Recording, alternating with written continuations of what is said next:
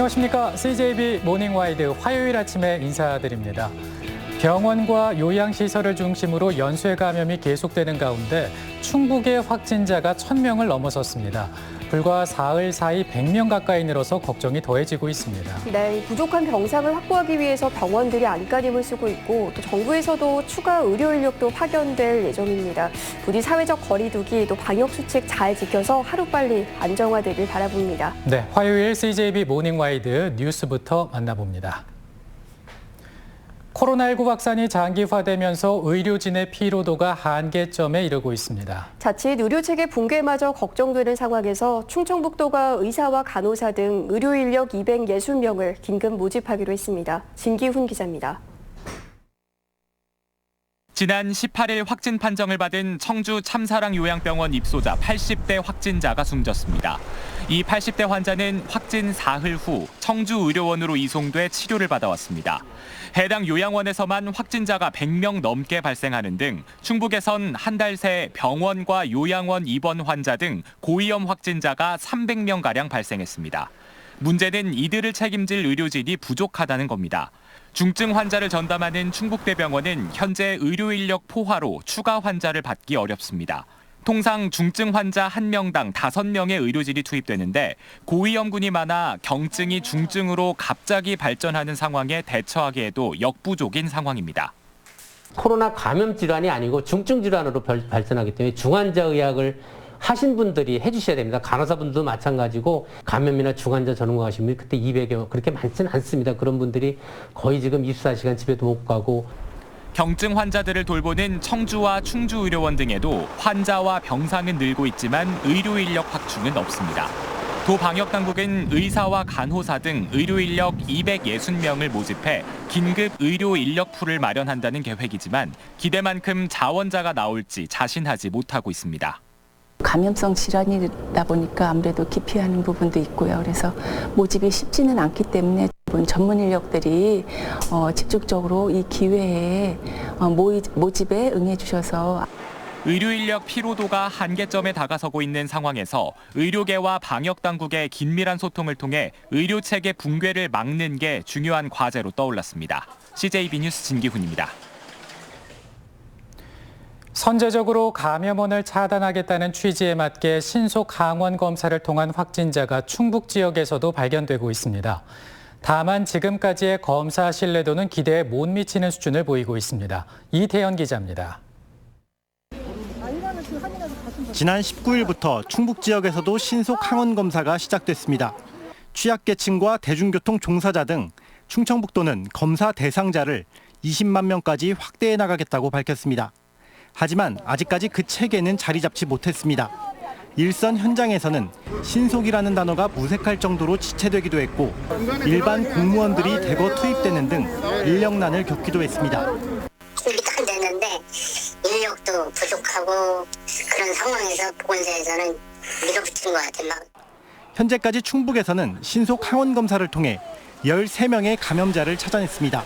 무증상 감염자를 찾아낸 건 분명 성과로 볼 수 있지만 문제는 검사 정확도가 당초 예상치에 미치지 못하고 있다는 점입니다. 신속 항원 검사에서는 6만 7천여 명을 검사해 모두 24명이 양성 반응을 나타냈지만 PCR을 통한 재검사에서는 13명만 양성으로 확인됐고 나머지 11명은 음성을 보였습니다. 정확도가 54%에 그치는 수준입니다. 더욱이 위음성으로 볼 수 있는 사례까지 나왔습니다.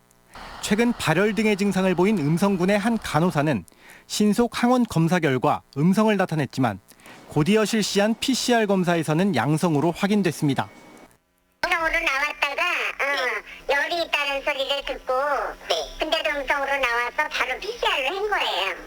성과와 한계가 동시에 나타나는 가운데 방역당국은 신속 항원 검사는 어디까지나 감염 차단을 위한 보조수단이라는 입장을 다시 한번 강조했습니다. CJB 뉴스 이태현입니다.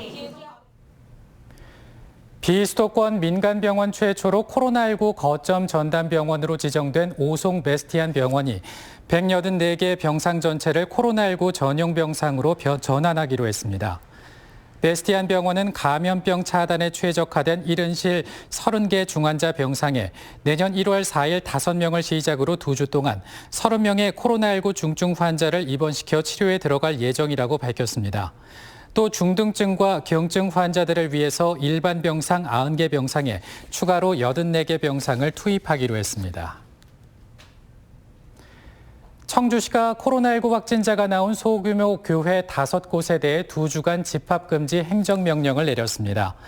시는 이를 어길 경우 감염병 예방관리법에 따라 300만 원 이하의 벌금을 부과할 방침입니다. 앞선 지난 22일부터 27일 사이 이들 교회에서는 목사와 가족 교인 등 29명이 코로나19에 연쇄 감염됐습니다. 청주의 관문인 가로수길 옆에 산업단지 조성이 추진되면서 논란이 되고 있습니다. 기존 중부고속도로 서청주 나들목에 이어 경부고속도로 길목에도 산단이 들어서면 도시 이미지가 훼손될 수 있다는 우려도 나오고 있습니다. 조용관 기자입니다. 임야와 농경지 등이 포함된 청주시 가로수길 옆 부지입니다. 이곳 강서동과 비야, 휴암동 일대 80만 제곱미터 규모의 산업단지 조성이 추진되고 있습니다. 지난 5월 도시첨단 산업단지 조성을 위한 투자 의향서가 청주시에 제출됐고 충북연구원에서 타당성을 검토하고 있습니다. 환경단체는 청주의 상징인 가로수길 옆은 산업단지가 들어설 자리가 아니며 인근 학교와 아파트 단지 주민들의 건강권도 위협받을 수 있다며 철회를 요구하고 있습니다. 청주 시민의 남은 숨쉴 공간이라고는 거기밖에 없는 것인데 거기마저도 공단을 세워서 뭘 어쩌겠다는 것은 정말 납득하기 어렵습니다.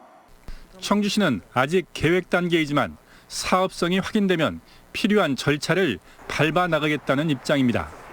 또 굴뚝 산업이 아닌 바이오와 지식 정보 기반 산업이 들어와 환경에 미치는 영향도 크지 않을 것이라고 주장하고 있습니다. 미관이나 아니면 전체적으로의 문제가 안 되게끔 토지 인격을 잡을 거라 그 부분 크게 걱정은 안 하셔도 될 것 같습니다. 충북연구원의 타당성 검토 결과가 오늘 나올 예정인 가운데 청주에는 현재 가동 중인 9곳 이외 12개 산업단지가 추가로 조성 중이거나 계획 중입니다. CJB 뉴스 조용광입니다. 청주공항을 거점으로 한 저비용항공사 에어로K가 운항증명을 받았습니다. 국토교통부는 에어로K에 대한 안전운항체계 검증을 완료하고 항공안전법에 따라 국제 국내 항공운송 사업증명을 발급했다고 밝혔습니다. 이에 따라 에어로K는 국토부의 노선허가 취득이나 운임신고 등의 절차를 거친 뒤 운항 개시가 가능해졌습니다. 진천군의 첫 행복주택이 어제 입주를 시작했습니다. 진천군이 부지를 제공하고 LH가 404억 원을 투입한 진천 행복주택은 15층 3개동 450세대 규모로 건립됐습니다. 진천군 행복주택은 산업단지 근로자들을 지역 인구로 정착시키기 위해 청년 근로자들의 모집 비율을 높인 게 특징입니다. 충북교육청은 학생과 학부모, 교직원이 예산 편성 등에 참여하는 학교 회계 시범학교를 운영한다고 밝혔습니다. 시범학교는 사직초와 예성초, 옥천여중, 대소중, 충북고로 모두 5곳입니다.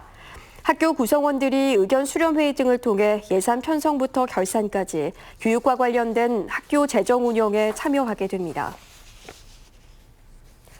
청주시와 현대 HCN, 전국아파트연합회 청주지회, 대한주택관리사협회 충북도회가 공동주택관리 아파트키퍼 모바일 앱 구축을 위한 업무 협약을 체결했습니다. 아파트키퍼는 현대 HCN이 무상으로 제공하며 아파트 운영 관련 전자투표와 주정차 미등록 차량 관리, 긴급 재난공지, 커뮤니티 정보 전달 등의 업무를 처리할 수 있습니다.